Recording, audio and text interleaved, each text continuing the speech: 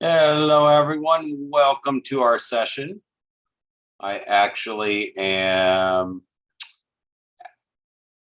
asking for a little grace for a second. I just realized I'm on a different computer and I didn't have our PowerPoint downloaded to this one for today, but I already have it. So I'm just saving it to my desktop and then we can roll. So I'm going to open it up. If you guys have any questions while I'm just doing this, open it up. What are you guys dealing with? What do you want to get out of marketing today? We can have a high level discussion about any kind of marketing that you guys want. What are you seeing? What are you doing? Who do you want to reach? Talk to me, Goose. Talk to me.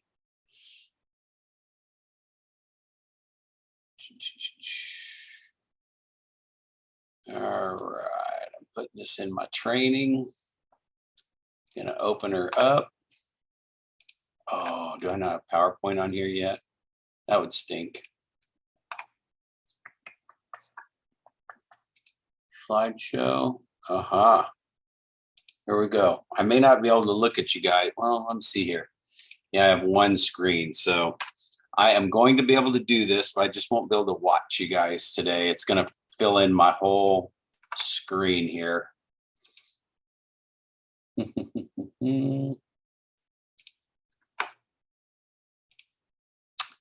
All right, so let's see. Anybody have any questions? Or actually, just let me make sure you can even hear me.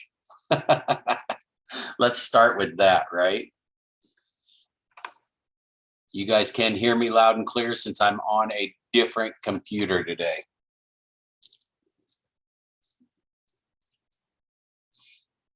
Maybe you can't unmute. Oh, yep. Okay, I saw the chat. So maybe you had background noise. That's cool. All right. Here's what we're going to do. I'm going to give you a shot to, I'll take a break halfway through and see if I can exit out of my screen and not mess everything up on our flow today. But go ahead and post in the chat if you have anything specific that you would like to hit on marketing today, or just type in ready to roll with it. And I'll just switch back over to the PowerPoint and go. So I'll watch that chat. There's anything marketing wise that you can think of that you might want to get out of today. We're going to talk about some cool stuff. And then, but even if you have background noise, you can unmute and just kind of talk to cut in, because I won't be able to see you guys once I switch this screen over to the PowerPoint. So let me get one more check in. Are you ready to go? Roll, just go with it and see what comes out of it. Yes. And I will pop back into the chat box. I'll just exit out about halfway through and see if there was any questions, and or towards the end, we will hit it. All right, here we go. We're gonna go back to the PowerPoint. First of all, let me know.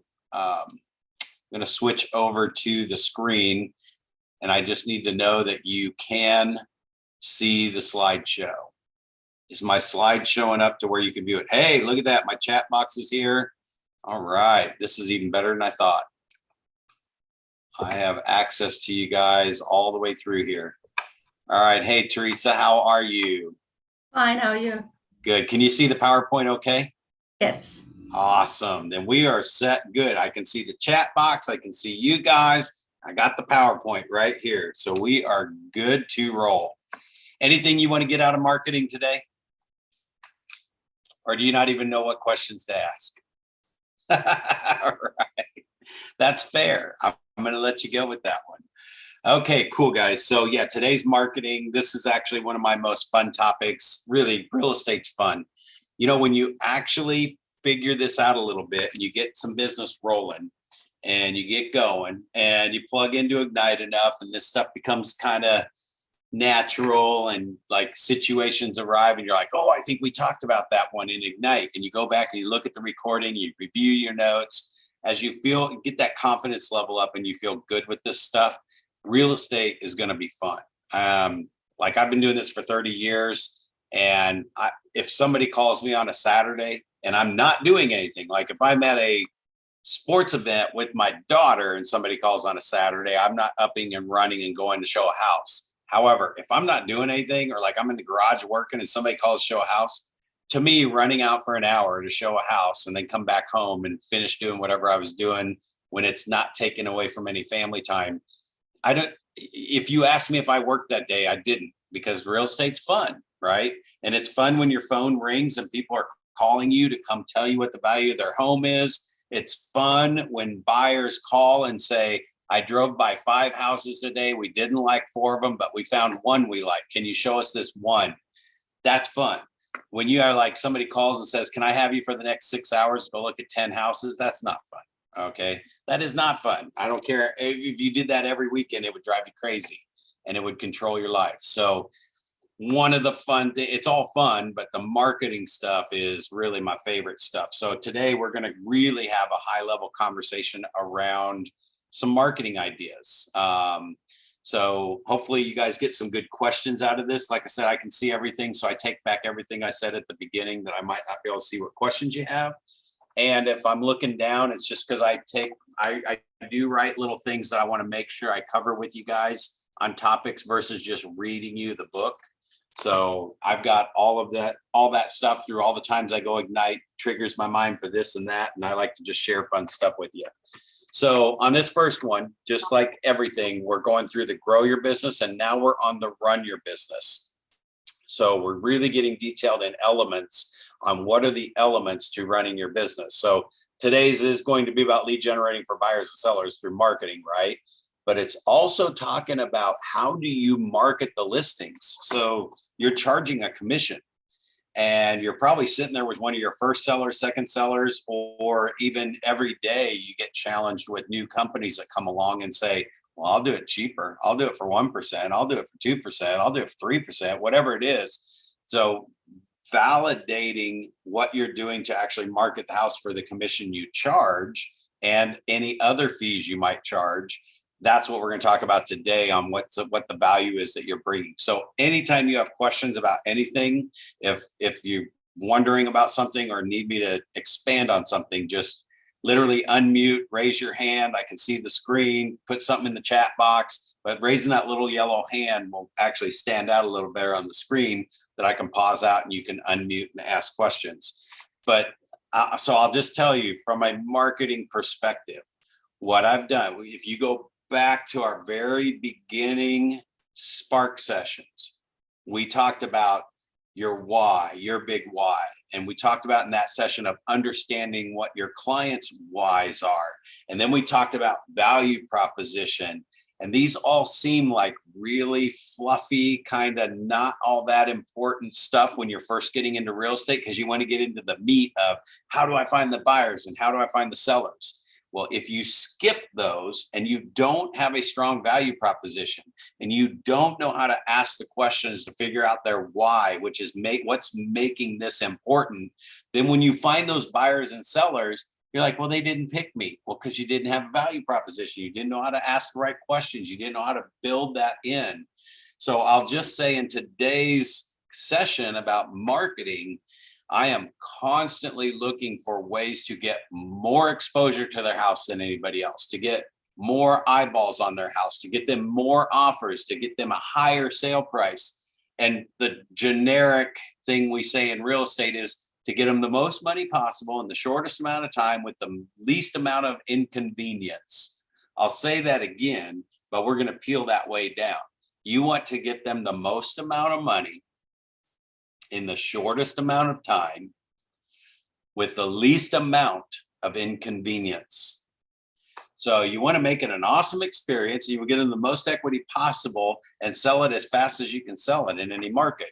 So that is not just throwing a sign in the yard and putting it in MLS. That is not guaranteeing or doing your best to do what we just said. So I don't even use that when I talk about it. I might say I actually downplay it because there's so many real estate agents that do use that phrase that my competition is probably using it. And I'll tell a seller, maybe if I think I'm in competition or something, I might say, you know, you've probably heard somebody say they're going to get you the most amount of money in the shortest amount of time with the least amount of inconvenience. And that is just so generic. I mean, really what you want, Mr. and Mrs. Seller, is you want somebody to get you the most exposure to your house, right? To make sure more people know your house is for sale than anybody else can get the most exposure. because that will actually drive the most people through the front door that you're going to be able to get in this market. See, notice how I'm not making any promises. I'm just saying you want to choose somebody who's going to get you the most exposure possible, because that will get you the most people through the front door. And by getting the most people through the front door as soon as possible, right? As soon as possible, that will get you the most money. Because what happens is if you find 2 or 3 buyers in the marketplace and they fight over your property, it will create competitive bids and drive the price up. What you have to be so cautious of, and I'm giving you guys a real script right now. We're jumping right into the deep end of the pool. You all right? Got your waders on? Get your floaties on your arms, because here we go. So what you have to be so cautious of, Mr. and Mrs. Seller, is that in today's market, anybody can put a sign in your yard and they might get you 2 offers or 3 offers or even 4 offers. To make sure you got the most money possible, if there were 10 buyers out there that would have wrote 10 offers, we've gone the extra step to make sure we find all 10 of them, not just 3 or 4 of them. And all I can tell you is you're never 3 or 4 sounds great. We had multiple offers. We got an over asking price. But if you get 10 buyers, can you see how is the specific word I'm asking. Can you see how that might even get you more than if you only got 3 or 4 buyers in the marketplace? So unfortunately, you're not going to know if you hired the right agent all the time. And you probably won't know if you hired the right agent until after you've already hired this person.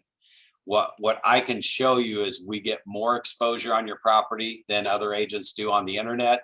We sell our properties for about 2 to 3% higher sale price than other agents. That, by the way, that's a number that I've tracked over 30 years. And this is just me now. So separate yourself from the script for a minute. But I can say I've sold over 1,500 listings where they were a seller. Actually, you guys want to hear part of this, okay? So I've sold 1,500 listings. I've sold over 2,500 properties in my career. And when I say I've sold over 1,500 listings and I'm sitting at a seller listing appointment, I say the reason why I say that is because somebody can say they sold 500 homes. But if 490 of them are buyers, that may not be the person that you want to list your house with. They know how to find properties that are already for sale and send them to people and take them in and write offers. But when you're selling your house, you want somebody who's maybe had 490 sellers and they've marketed the property to get a higher percentage than what the market is getting. So in your MLS and in your MLS area, in fact, at KW, you can go to any one of your leadership and ask them for the real estate, the language of real estate charts. And the language of real estate is, where are your offices ranked with other offices, and what percentage of market share do you have? And you can even dig that in further and see what the list to sale price ratio is for listings from your MLS. And then if you don't have any sales yet, you can't really use your own personal, but you can go into your office stats and have somebody from leadership pull up, what is our list to sale price ratio of our agents in our office? So in my particular case, if I'm brand new, I'm going to a listing presentation for my first time, and I'm saying, Mr. and Mrs. Seller, listen, we have 600 agents on my team in my office that I work with. They're in my same office, right? 600 agents, and we average 103.5% of the list price to sale price of whatever we sell a property for. Now I can show you the MLS statistics, and they're at 101%. And I'm just assuming that everything's selling for overpriced, right? Some things sell for a little bit less, more things are selling for over. So we're probably somewhere around 100%. So I might say, so anybody, think about it, anybody in any market that would say I sell the property for 100% of our asking price might sound pretty cool in some old market. In this market, when everything's selling for over asking price, 100% is behind the game, right? But we are averaging my agents in our office, we are averaging 103.5% and the MLS average is 101%. So what is 3.5 minus 1? 2.5%, right? 2.5% higher average. 2.5% on a $500,000 house is how much equity, right? So if they get 500,000 and you end up selling it for 516.5, and the other market is selling it for 505, Mr. and Mrs. Seller, that's 11,000 real dollars. 11,000 real dollars more than the MLS, which is in our market 10,000 other agents. So taking the average of those 10,000 and our 600, we are getting our sellers on average for $500,000 homes, for example, $10,000 more. So now I'm going to say that I charge my personal commission, Brad Korn in Kansas City, is 1% higher than what you would think is normal in your market. Whatever you heard people charge or whatever you think you're going to charge, I want you to add 1% to it. And that's what I charge here all day long, every day. It's not a variable rate. We have built our marketing value proposition behind that. And the best part is that 1% is actually not costing them anymore to hire me. They're actually getting 1.5% more, which in this particular case is about $6,000 or $7,000 more when you hire us at this higher rate. We're still putting an extra $6,000, $7,000 in your pocket at the end of the day. Okay, let's take a breath for a second. Guys, I just unloaded a major real estate marketing thing on you. This is why you can charge whatever. And as soon as you think you have to compete and be at a lower commission rate or even reduce your commission rate to win the listing, then I want you to have nightmares about Brad Korn in your face going, go pull up the value proposition ignite session and watch it again. And then watch it again and watch it again and watch it again. Pull up the know your why. Watch it again, watch it again, watch it again. Because when you master that and you show that value, you're going to earn that commission rate that you're going to get. Some of our additional like administrative fees, and I don't know if your office charges any and you add on any or you even know about them yet. Selling 100 homes a year, our admin fee generated an extra $40,000 to our bottom of $40,000. This is not chump change. That's on top of this extra commission rate. And I don't have people bat an eye at it. I don't trick it. I don't skim over it. I don't try to slip it in at the end. I cover it right up front at the listing appointment before they've hired me. And on top of that, 97% of the people that we sit down with that end up listing their property end up hiring us, which means I lose about 3% of the listing appointments I go on that actually end up listing their property. Another statistic, and I know I'm throwing numbers at you, but we get 50% of the properties. If I go to a kitchen table and sit down and do a listing presentation, 50% of those people end up listing with us. The 50% that don't list with us didn't ever go on the market yet. And of the 50% that went on the market, we got 97% of those to choose us with the rates that I just said. So again, I don't tell you that because you need to charge more. I tell you that because today's marketing session is giving you some tools and some language around justifying your commission. Even if you want to take the other people head on or you want to reduce your commission, you're going to bring more value with these items. All right, has that sparked any kind of questions or comments or anything from anyone? What I do want to tell you on this whole thing on marketing versus prospecting, and then my notes here, so make sure you capture everyone you come in contact with from this day forward. If you're joining us for the first time or watching this session for the first time, the common theme that has run through the last 10 sessions, you have to capture every single person you meet from this day forward in your community. If you are having a two-way conversation with a human being and you want to grow your business, that person you're talking to is going to move in the next 5 to 10 years. Everybody moves every 3, 5, 7, 10 years, whatever it is. So every single human being in your community that you have a two-way conversation with is a potential seller and buyer for you, right? Now, we don't know if they're a renter for the rest of their life or even the renters. When we get rental leads that come in, first thing we say is, have you even tried to get pre-qualified? My credit stinks. Has a lender actually looked at it? Somebody that we know that knows that job and knows how to bump your score up, have they looked at it? Well, no, your guy hasn't. Well, let's talk to him first, and we can convert those people into buyers and sellers, right? Or have them start working on their credit score to get out of renting. Nobody wants to be a renter their whole life. Not really like willingly, right? Everybody wants to own real estate at some point. Well, I won't say everyone, but if they don't, they probably don't know the value of it or the benefit of it. So make sure you're capturing everybody first. And then that's going to bring up, what does that marketing look like for the different types of people that maybe are renting, maybe not buying for 5 years, or maybe ready to buy. So here's my one thing. I'm going to start out your first assignment that is going to blow you away, especially if you're new. And until you start getting listings, you're going to want to do this every so often, probably at least once a quarter, at least very, very minimum once a year.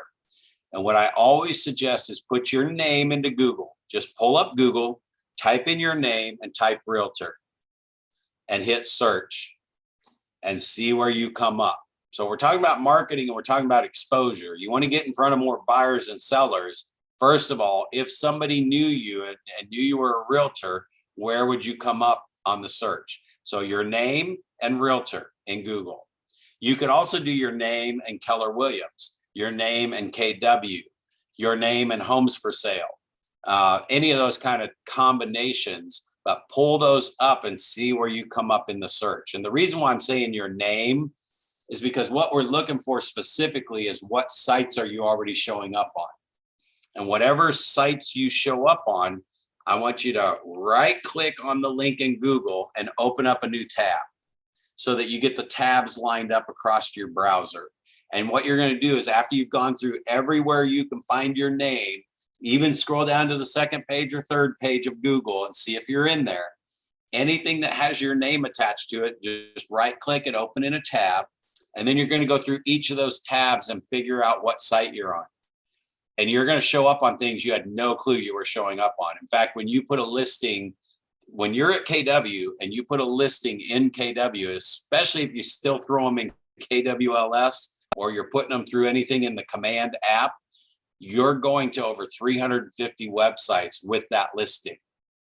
So I also suggest, if you have any listings, this is the next best thing you can do, is put in the property address and hit search in Google. In fact, we do this when we go to a listing appointment.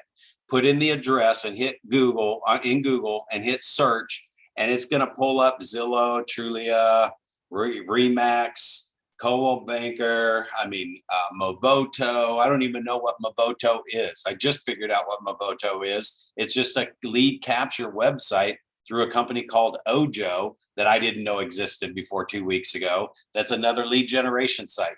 So there's all these people out there that are taking our listings and advertising them, capturing the buyer leads, and then selling them back to us.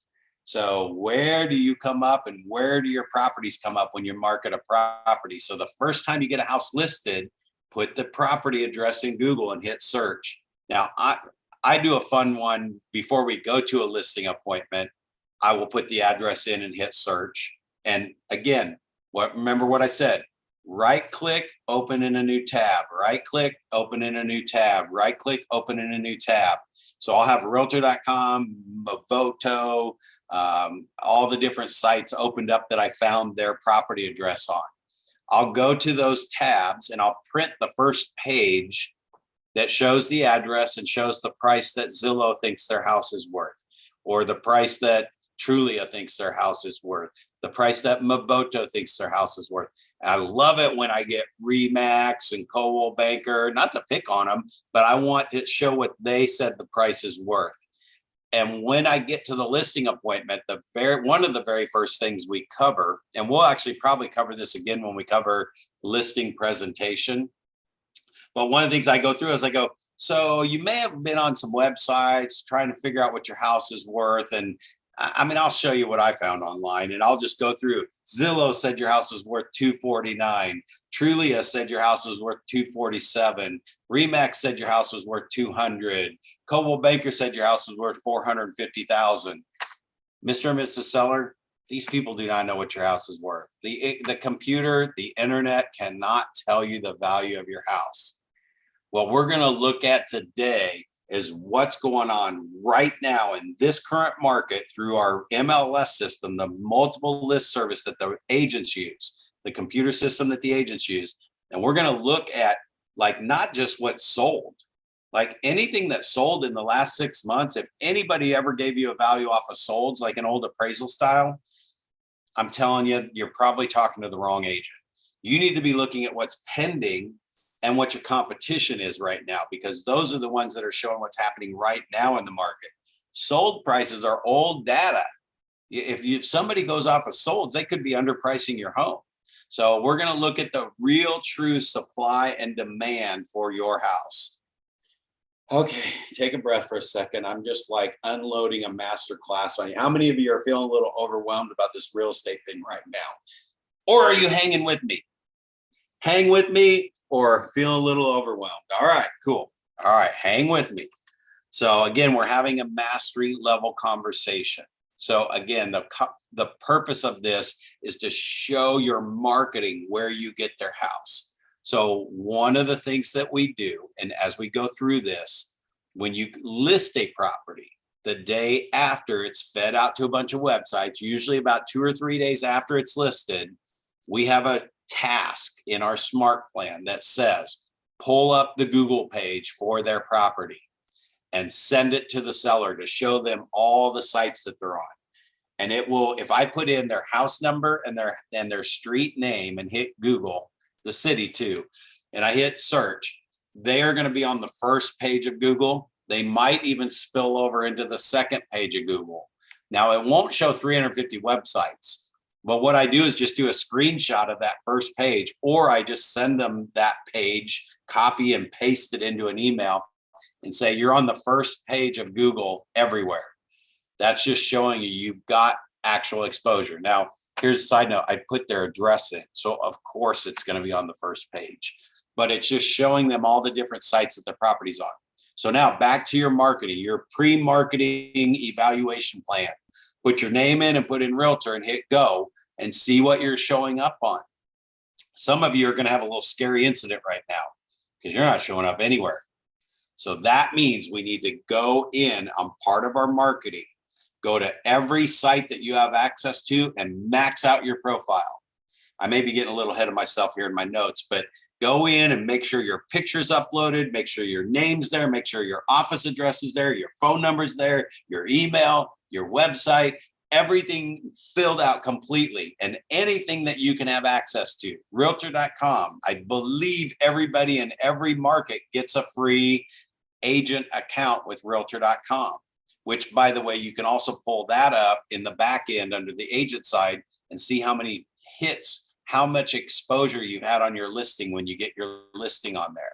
So your listing is going to go to Realtor.com unless you told MLS you didn't want to send it there. And I know that can vary from area to area and state to state, but I can pull up a Realtor.com report and show a seller how they've had 25,000 people see their house just on Realtor.com. That's not counting Zillow, Trulia, all those other sites, but I don't have full access to all those sites either. Some I do, some I don't. So going in, when you don't show up on those Google pages, you need to get every profile spot filled in that you can have access to get your name out there. Set up a LinkedIn page with your business stuff on it. Set up a Instagram page for your real estate business. Set up a Facebook page that you can drive customers to, not an account, but a page. And all that Google juice will grab those names and your company name and your team name and Keller Williams and your city and all that stuff and move you up and make you show up on more of a list. So Google your name is step number one. Okay. And guys, jump in anytime if you have any questions, okay? So yesterday we even recapped again about just the difference between marketing and prospecting. And marketing is going to be more money intensive because you're marketing to the masses, and it's passive because you're waiting for the message to reach them that will get them to pick up the phone and call you. Where if you're prospecting and you're actually being on purpose, you're being proactive, it doesn't cost as much, but it takes more time.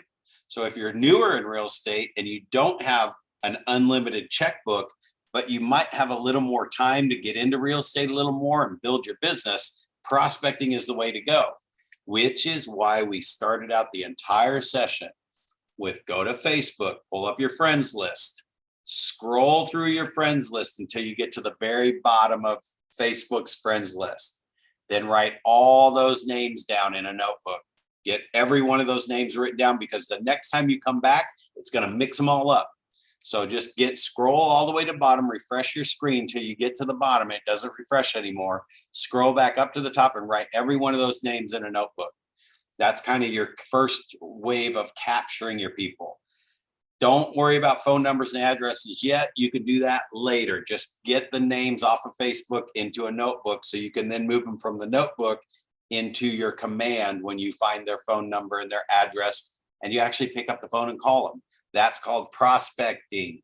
So you're going to create a massive list to prospect from every day, and it's going to be people that already know who you are, so you don't have to have this money intensive secret headline that's going to get them to pick up the phone and call you. So from a marketing perspective, it's being top of mind, being in front of them more than anybody else, and being consistent and persistent in your follow-up so that they think of you first. That is the ultimate marketing plan. Hands down, there is no easier way to build a real estate business than with your current list. By the way, if you're tuning in for one of the first times and you haven't heard it yet, you also have your cell phone, and you can go to contacts and scroll from A to Z and write every single one of those names down in your notebook. I know they're right here, and you probably have a phone number attached to it, but you probably don't have an address with over 95% of them. So get the name in your notebook. And then as you're looking for addresses and phone numbers, well, you already know they're here. So you can just search for them, find a phone number, and throw it in your notebook. Some of those people, about 10% of them, will have an address attached to your contact record. Don't ask me how it got there. It's the internet. It found their address somewhere and it attached it to the contact record. So now I can add the address in my notebook. So I'm going to get 10% of my contact list with a phone number and an address in my master list to begin my prospecting marketing to grab their attention and be top of mind. The ones that you don't have an address for, you're going to use different methods, but you got to have a list to feed from so that you can keep your marketing consistent. On this one, prospecting is active. It usually isn't money intensive, and marketing is passive and money intensive. So how do you market your listings? So one of the notes I have here for maximum exposure, this one's a free one. Every one of you can use this. When you choose the right agent at KW, me, right, I will have your property go on over 350 websites. That's a given. That's an absolute. Now, how you make that better than what your competitors say is you say, compared to other agents in the marketplace that aren't at KW, when they put your property on the multiple lists or MLS service, you probably go to about 100 websites. Don't hold me to the numbers, but I want you to understand the perspective. It's 100 websites or however many it is through MLS, and it's 3.5 times more by choosing me to market your property. So we go to the same sites they go to, but then we go to another 250 websites because we are a company of 180,000 agents across the globe. That mass number gives us power to be on more sites, more exposure to your property than somebody who maybe has 60,000 agents, right? That's probably the next closest competitor is 60 or 70,000 agents. And then below that, it gets into 20,000, 10,000 for national brands. You go into a little local boutique. Okay, we're talking marketing here. So let me pause for a minute. In marketing, what you have to do is it's a chess game and you have to win. It's a game and you have to win, which means you have to beat your opponent, which means we have to take our competition out of the equation, but we don't have to talk bad about them, right? We just need to show why we're better than them.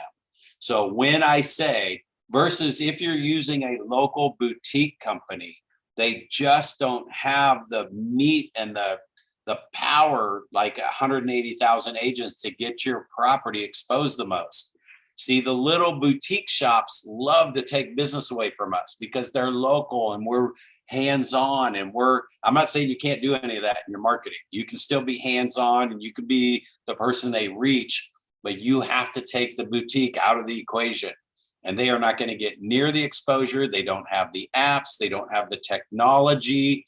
And if they do have any of that stuff, they're having to spend so much extra money with all these extra services, they might have to charge more, right? And they don't have as much profit to market your property better. So Keller Williams gives, and this is just a little bonus, but I want you guys to understand it from a marketing perspective. If I ever needed to, or even felt compelled to discuss our cap structure at Keller Williams, and I did this because at RE/MAX, when I was at RE/MAX, I was on a 95-5 split. And I was the top agent in the office, selling 100 properties a year, but I was paying in that 5%. It never stopped. This back in the old day. Now I know they have everybody has caps now because Keller Williams made it an industry standard. Now everybody's trying to keep up with it and trying to compete. Only the cap structure doesn't work for a traditionally run office because they still have expenses going out.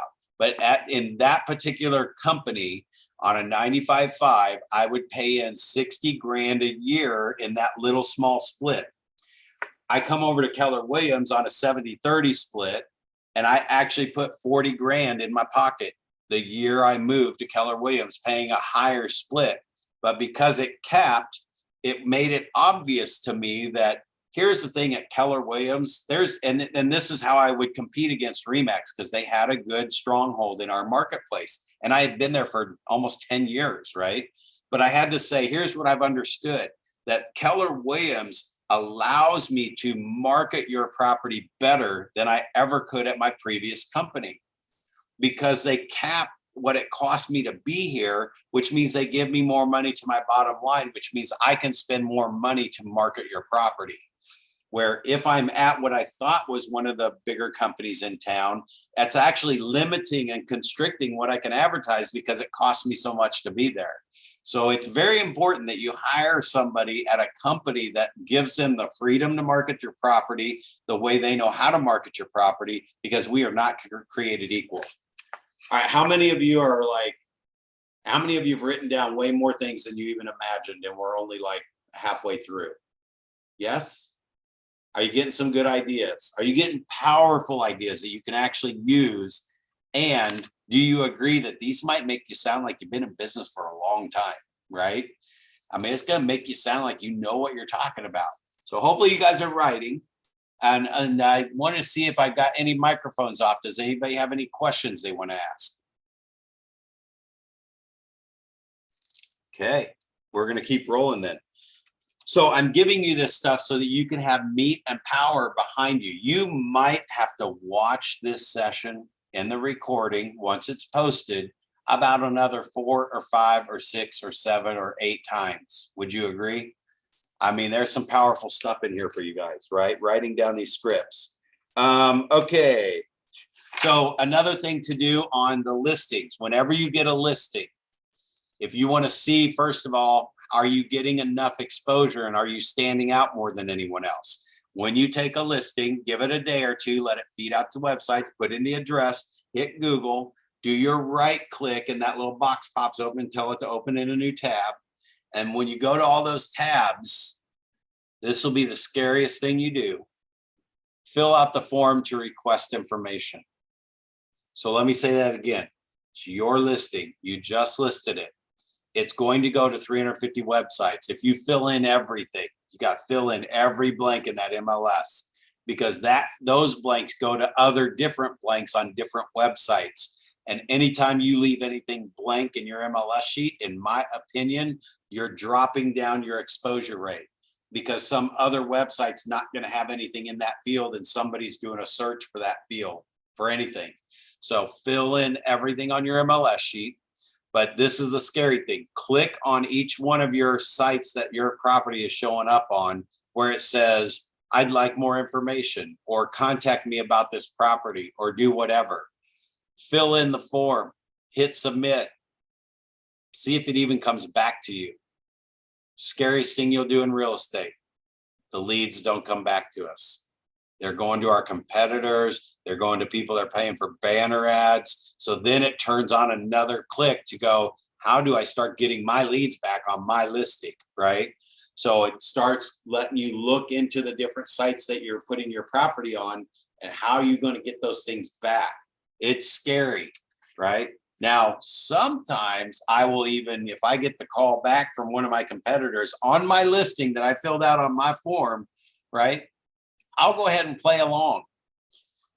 Sometimes I've even said, yes, this is Brad Korn, and not to be facetious or anything, but any agent in my marketplace should know who Brad Korn is. I've been selling for 30 years. I share everything with all of my competitors. I market to all the local agents. I have relationships with the agents, because those relationships with the agents in my marketplace help my offers get accepted when we're in multiple offer situations. Sidebar, this is important, because that's people that still go in your list. Agents you co-op with, every agent you meet at any real estate function you go to. If you are new in real estate right now, man, I am writing their name down. I am sending them a note saying it was a pleasure to meet you at the real estate event, whether it was an RPAC auction, whether it was a Women's Council of Realtors, whether it was a board meeting. I'm writing them notes saying it was so cool to meet you. Look forward to co-oping someday in the future, right? Benefit number 2 with KW is downline. If they ever really sometime look for a different option, and you've done this with realtors in your community, they're probably going to go, man, I love the way you stayed in touch with me. You're a new agent. They don't know who you are, right? If you're new. If you are been around for a while, you probably haven't done this yet. But when you build these relationships and write them a note, and then you stay in touch with them, maybe share an MREA book with them, or just copy a page out of there on the 8x8 33 touch, right? Or take an idea that you wrote down from Ignite and just go, hey, I was in a great training, thought you might think this is pretty cool.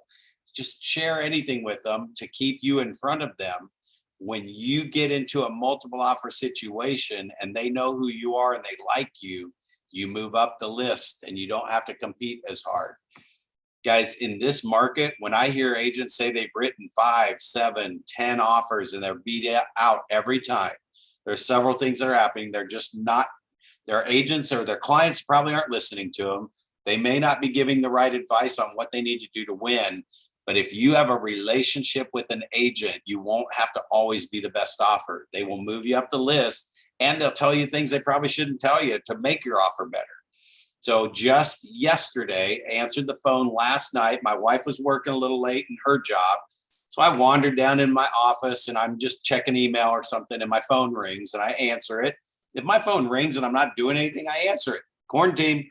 And the guy goes, yeah, we're sitting in front of this house and we wanted to know if we could go see it. It's just a random sign call. It's not even my listing. Let me check it, pull it up. It's $1.2 million. They're sitting in front of it. They wanted to see it. I say, well, it's actually already under contract. They're like, oh, okay, blah, blah, blah. It's like, well, let me see if I can find some information out, because it said backup. So let me see if I can find some information. I'm going to call the agent and see how strong the offer is. Call the agent. And he's like, yeah, I've gotten like 3 calls on that today. Now that I take an offer, I've got people that want backup offers. He's like, but Brad, I don't know any of those agents from Adam. I know who you are. So I'm just going to put you at the list. If something goes south on this one, I'll call you before I call anybody else. So we're going to have a shot at this $1.2 million listing by me just accidentally answering the phone or accidentally being at my desk after hours Real estate's fun. Remember, I wasn't working. I wasn't there against my will. I was just hanging out because there wasn't anything else to do. So I was sitting at my phone and it rang and I answered it. Maybe turn that into a $1.2 million buyer. So again, what's this have to do with marketing? Marketing to those agents, marketing to your local agents, adding them to your list and staying in touch with them, calling them once a quarter and just going, hey, just checking in, see how's everything going over in your world? And they're at a competitor. How you guys survive in the market shift? What are you doing? Just calling to check in. And all right, well, I look forward to co-op and hopefully we can have an easy deal together this year. Yeah, I sure hope so. I'm just setting them up. That's still marketing, by the way. That's why I'm talking about it. All right, good stuff so far. All right, cool. So on all of this stuff, nothing new to really add here. We already talked about that. Thinking deep marketing, which we're already there. But on here, this is all the different places that you can prospect and market and or do both in the middle. So you have an unlimited list of where you can go find business and then think about how you would market to that business. So I'm going to pick a couple of weird ones here. Let's see, what do I have here? I'm campaigns, special events. If you go to the very far column in marketing where it's like just sold cards, quarterly market updates. So if I were going to take my notebook list of people that I've got names in and I research and I find their phone number and their address and I pick up the phone and I call them and I connect. So I connect, I have their address. I say, you still on XYZ Street? They're like, yep, been here 5 years now, whatever. So cool. Now I can drop them a handwritten note. Now on number 4, it says quarterly market updates. If you put them in command when you do this, there actually is a neighborhood update thing that it's in Kelly actually. You could just type in the name of the neighborhood they live in if you have subdivisions, and it will send them updates for that subdivision of what's coming on the market, what they're selling for. It's like a market update, but it just sends it out regularly. It may not even be quarterly. I think you can decide how often you want that in there. If I'm thinking about marketing, is there anything on this list like that you guys see that you're focused on that you would like me to give you an example of some marketing for one of those things? You can either type that in the chat or unmute yourself and just shout it out. Under prospecting, anything under farming, anything under events, networking, anything you see in there that you're working on, or maybe you haven't started working on anything yet because there's too many things to choose from. So I'll pull another marketing thing out here. If you go to the middle where it says both, and number 3 where it says networking, we've got Sphere, past clients, allied resources, agents. I already gave you the agent one. Allied resources. So as you're going to chamber events, if you're in network groups, if you're meeting inspectors, termite people, title companies, lenders, guys, market to them. There is no other agents marketing to these people. Marketing means a smart plan. A smart plan means consistent, persistent drips of stuff with your name and the Keller Williams logo on it going to these people. So my network group, everybody in my business network group, the plumber, the massage, the lender, the roofer, the AC person, the life insurance person, all those people that are in my network group that I go to every single week, even to this day. I mean, I just sold $1 million worth of real estate last week from one person in that group. Bought a $600,000 house and sold their $400,000 house. $1 million just by being in that network group. So in that though, they are on constant drips from me. There's nobody else in my network group that sends me stuff regularly. And I talk about it every single week and they get stuff from me all the time, right?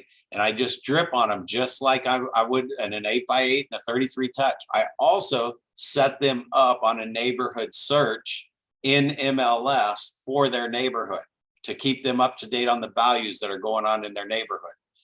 By the way, the $1 million worth of real estate a week or so ago, they had decided to stay where they were, but I had them set up on a search for their dream home, which sent them a property, and they were like, hey, wait a minute.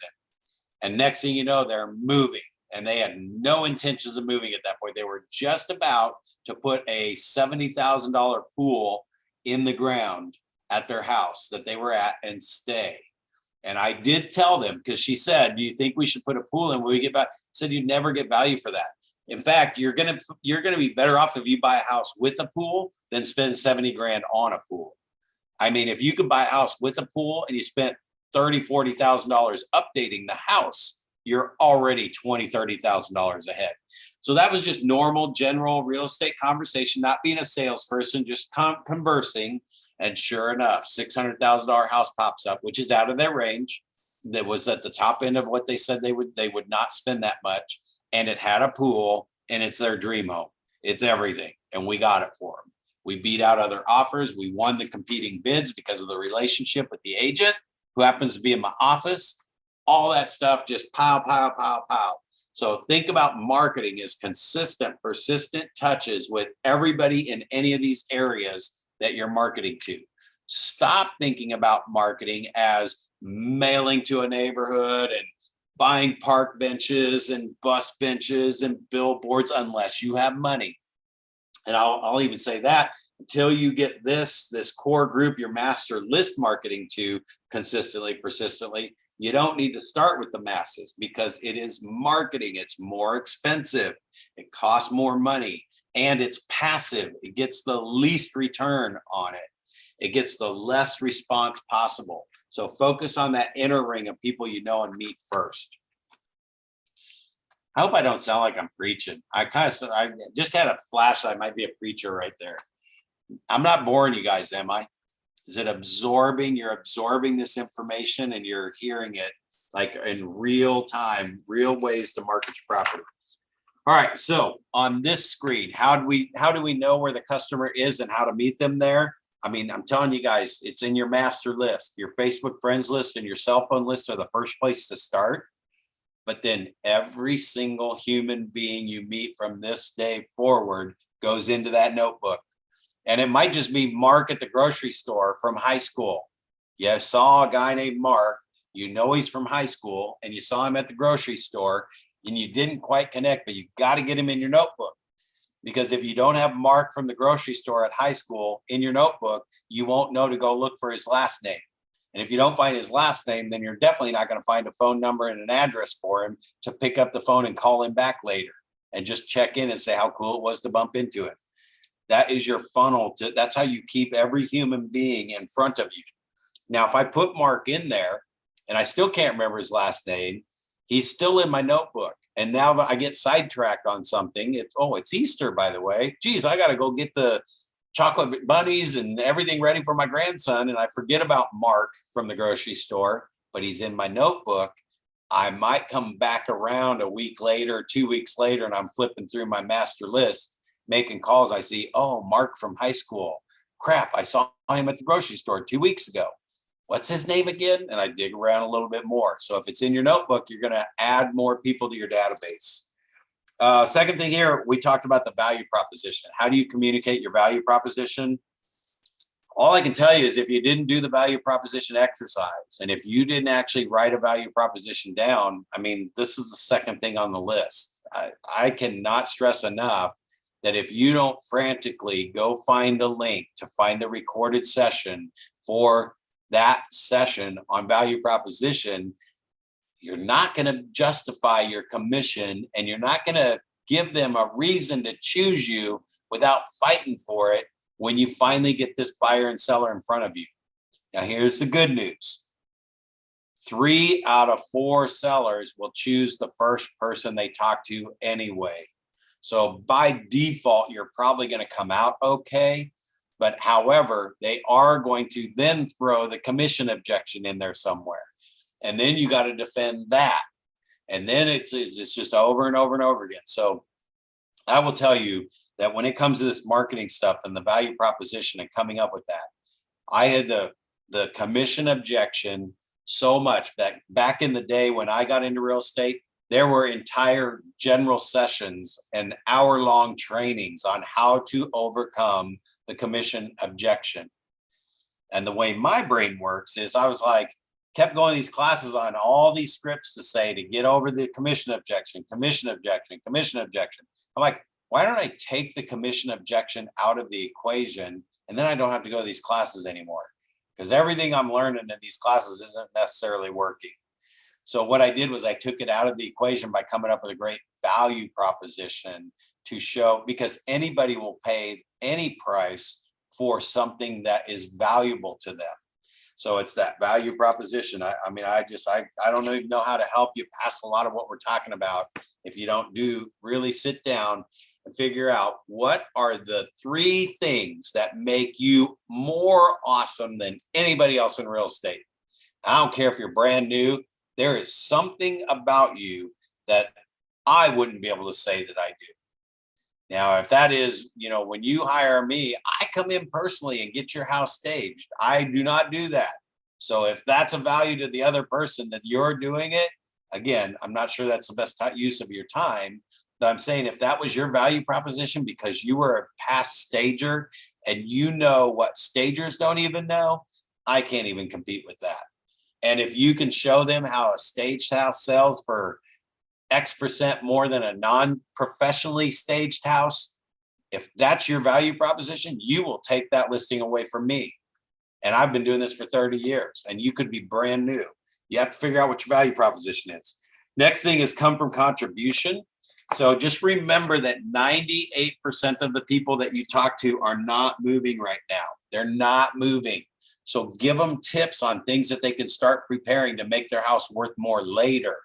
So that when they get these things done and they go, hey, I just finished this new deck and got my house painted and put new windows in it. Now my house might be worth more. Oh, Teresa was one that told me that. Maybe I should call her and see if she can tell me what the value of my house is, right? So come from contribution. Also, following up with the leads that you're generated. When you are capturing leads and everything from all over, like especially if you ever do get into buying leads from a lead source, I'm telling you what, I've tracked this with so many big teams throughout the company. They could have 15,000 leads come in and probably only capture 30 of them. It is a very, very, very low conversion. 15,000 and they got 30. Look at that conversion rate. And they probably spent $10,000 a month to generate those 15,000 leads. Now, out of 30 sales, if they spent $120,000, maybe they made that back in those 30 sales, but that's a losing proposition in my world. So you got to look at your marketing. What are you getting on your return on investment? Take action, create post-marketing materials. Okay, this, again, we're not doing a command class. However, you have at least an hour or 2 over this holiday weekend to go into command, and you will be blown away at the amount of high quality, high end, already created marketing pieces. See, I know this is the marketing you're looking for, so go play in it. I'm talking about the marketing that actually works, that doesn't look pretty. It doesn't have to look pretty. It's about connections, consistently, persistently keeping your name in front of people so that when they have a question, they think of you and they call you. But if you like the fancy stuff and you like really cool looking graphics, I'm telling you, there's designs in command that if you were doing an open house, you can have a postcard or a flyer or a social media post with this graphic on it, right? You're invited. Or when you get a neighborhood, if you want to market to a neighborhood on what the average days on market is, doing that market update. There's fancy schmancy stuff in here, just listed, just sold postcards. Again, when most people grab this stuff and start there, and they haven't even started their master list, and they're not even adding 5 new people to their database a day, you're wasting your time over here. I mean, it's going to be a long haul real estate career for you, because less than 1% of the time will you convert business off of trying to get a stranger's attention. But now if you start a master list and you start calling 5 people a day and you connect and you write them notes, and then you use this marketing to that group, who already knows you, likes you, and trusts you. And then this makes you be their go-to real estate specialist. It's a whole different world, whole different world. So there's some really cool stuff in here. Oh, I'm going backwards. Really, really cool stuff in there. Create materials using the designs in Command.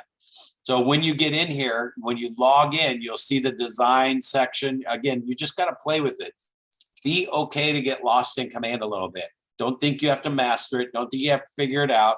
And if I was teaching the class on showing you how to make these marketing pieces, as soon as you left the class and went back home, by the time you reopened it to go look for the marketing pieces, probably wouldn't find it anyway, because we only can retain about 25% of what we get out of a class. Just like I said, if you go back and watch this recording once it's posted, and actually there's other sessions, so it's already on. You can find it today on one of the older folders, but you're gonna have to watch it 6, 7, 8, 10 times, because you're only gonna remember maybe 1 or 2 things from today that you could actually use. And you're gonna meet your first seller in a week or 2 weeks or 3 weeks, and you're not gonna remember the really cool stuff that you needed to get them to sign on the dotted line right then. So use campaigns to do social media posts. I will tell you, on your campaigns for social media posts, there's so much social media stuff on Command, it's sick. So create an email reminder that comes to you in a smart plan every 3 days. This would be my suggestion. If I wanted to get really consistent on social media, I'd create a smart plan that sends me an email every 3 days for like the next 90 days. And then I'll restart the plan in 90 days. And every 3 days it says, go post something on social media. Go post something on social media. Go post something on social media.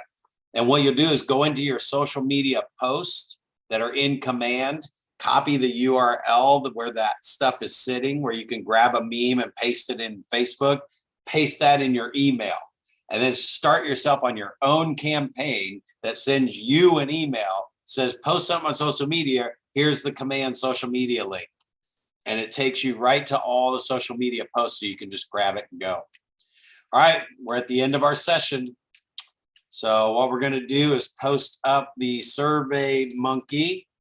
I'm gonna put that in your, put that in the chat box so you can actually click on it, open up another tab before we close out.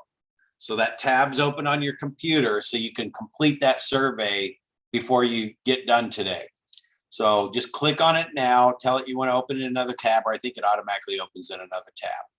All right, let me open it up and see if you guys have any questions or any comments or anything at all.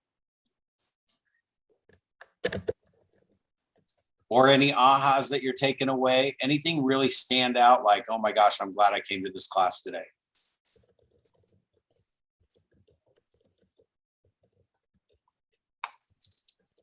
Good stuff. All right, so the material for today, this call is being recorded. So you should, and if you just email the coaching lobby, it should pop up in your email. Just ask for the link to where the recordings are, and also the student manuals to make sure you get there and you can download those. And what I would do if you're tuning in for one of the first times, print out Friday, what are we on, Wednesday? Print out Friday's Elements 3 today, review it between now and Friday, so that when we go through it on Friday, you've actually read through it real quick. Just skim it. You don't have to read it, but just skim it. And some of it may not make sense, but then we'll go through it, and then you skim it again after class and look at your notes, and it just anchors a lot of that stuff so that it's getting embedded into your brain and you can find it when you need it. Okay, it's a nice little training tip. Thank you. All right, the coaching lobby, he should pop up on, Jason should pop up on your stuff and he can get you directed there. Okay. Thank you so much. Go ahead. Oh, did you say thank you? I had my volume turned down. Yeah. Thank you. Thank you. You bet. I enjoyed hanging out with you. And if you have any questions at all, just let me know. Okay. Thank you. Bye. Bye.